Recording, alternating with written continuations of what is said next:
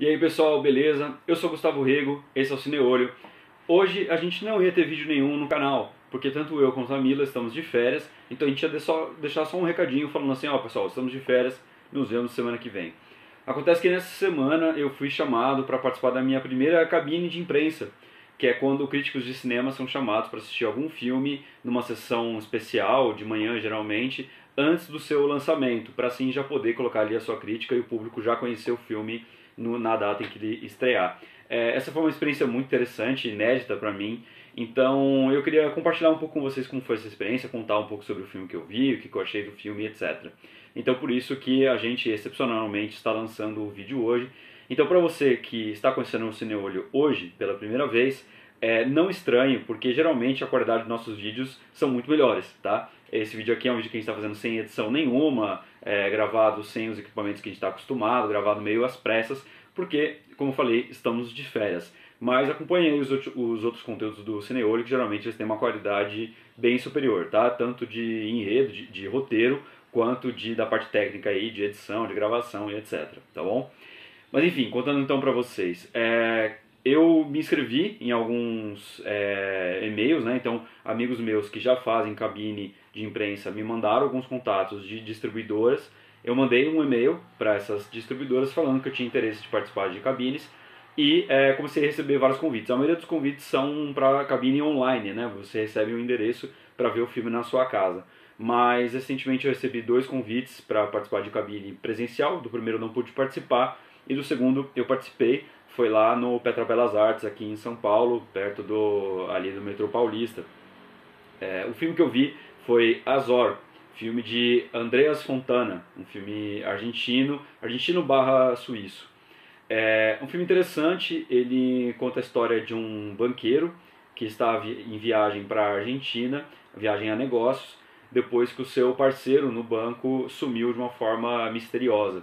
E aí ele vai até a Argentina para retomar alguns negócios, né? Bom, é um filme bem sutil, assim, na sua encenação. Então, boa parte do filme é desenvolvido por meio de diálogos. Os diálogos, eles não são tão fáceis de compreender no começo. Então, o filme vai aos poucos mostrando o que está acontecendo ali na trama. Então, requer bastante atenção. No começo a gente fica até um pouco perdido na trama, tem certas coisas que a gente não entende a princípio, aliás tem coisas que até o final detalhes assim da trama que eu não peguei, assim, tipo onde está tal personagem, para onde foi tal pessoa, quem é essa pessoa aqui. Não é um filme muito didático, assim, muito explícito. E o potencial dramático dele é desenvolvido nesses diálogos de uma forma sutil. Então, são pequenos gestos dos atores, da forma como eles falam, do olhar, do tom de voz. São assim, essas pequenas coisas que vão fazendo a gente entender o que está acontecendo ali naquele contexto.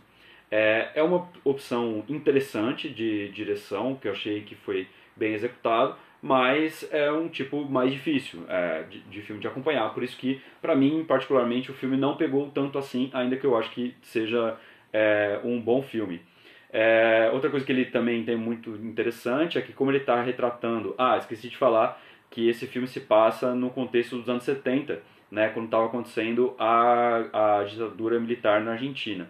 Então ele tem todo um contexto assim de elegância, né? Porque é um filme que está retratando uma parte da elite econômica e política, não só da Argentina, mas como do mundo. Então todos os espaços, toda a encenação, ela é voltada para mostrar essa, entre aspas, elegância, né? Esse tom meio chique, né? Desse ambiente. Isso também é muito bem retratado, de novo, na forma da atuação dos atores, né? Que tem toda essa elegância. E isso contrasta com o fato de que esses personagens estão fazendo coisas que a gente sabe que são bárbaras, né? Isso não fica tão demonstrado pelo próprio filme, mas a gente sabe, né? A gente como espectador que é minimamente informado sobre o que foi a ditadura na Argentina, a gente sabe que o que esses caras estão negociando ali são coisas horrorosas, né? Então o filme só sugere isso ali no começo, na primeira cena, mas é algo que se espera que o espectador tenha minimamente um conhecimento. Então é também uma coisa interessante dele mostrar toda essa elegância, que às vezes é contrastado com alguns personagens que são mais rudes, né? Quando na verdade as pessoas estão fazendo ali operações que são muito bárbaras. Isso também contrasta muito com a última cena do filme, que eu não vou contar como é, mas essa última cena faz um contraste entre, que é muito interessante, entre esse tom de elegância, chique, né, do mundo ali dos negócios, e uma certa brutalidade, né? Essa brutalidade é representada de uma forma, essa selvageria é representada de uma forma bastante curiosa no último ato.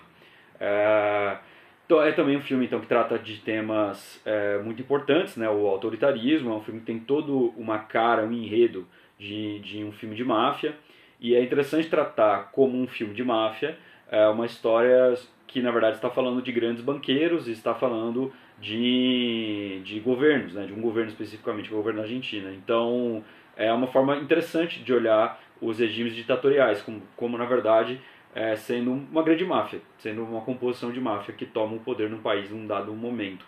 E é interessante mostrar também o quanto essa máfia ela está sempre apoiada no grande capital financeiro internacional e como ela tem raízes muito fortes na colonização.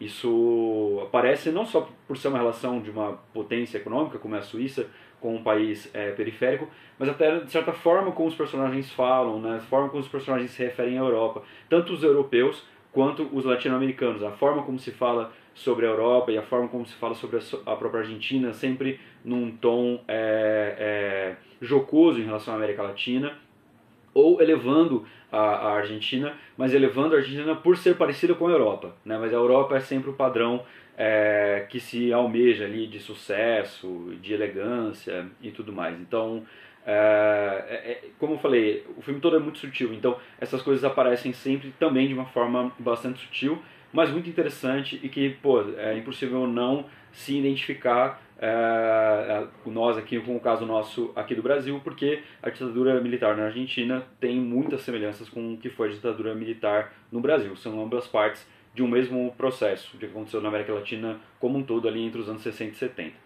Então, e até 80 um pouquinho. Então, bom, enfim, por tudo isso eu acho que Azor é um filme que talvez não agrade a todos, alguns podem achar um pouco entediante, mas é um bom filme, é um filme interessante. Eu acho que para quem gosta dessa temática e para quem gosta de filmes um pouco mais sutis, que fogem desse tom mais explícito, mais escancarado dos filmes da Hollywood clássica, eu recomendo Azor, tá? Para fazer essa experiência. Então essa foi a minha experiência com a minha primeira cabine. Semana que vem eu vou participar de mais uma, vou assistir o novo filme do Woody Allen. E é isso, foi muito legal estar em contato ali com outros críticos, ver como é a galera, ver que o pessoal já se conhece. É também uma experiência muito legal para você conhecer pessoas, né, para fazer contatos, isso eu sempre ouvi falar, por isso que eu também estou curtindo participar de cabines, quero participar demais por conta disso.